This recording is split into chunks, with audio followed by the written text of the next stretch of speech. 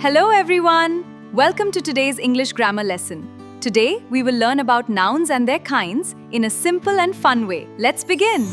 A noun is a naming word. It names a person, place, animal, thing, or idea. For example, teacher, school, lion, pencil, and honesty. It always begins with a capital letter. Examples. A common noun is a general name. Boy, city, teacher, river. Always begins a special name. Examples, Rahul, India, Taj Mahal. A common noun is a general name. City, teacher, river.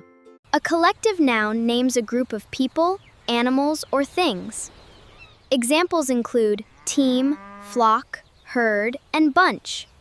A collective noun names a group of people, animals, or things.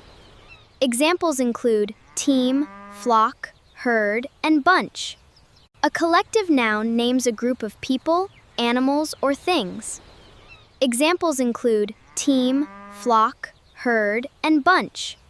A material noun names the substance from which things are made. Examples are gold, wood, cotton, iron, and glass. An abstract noun names a quality. We cannot see or touch it.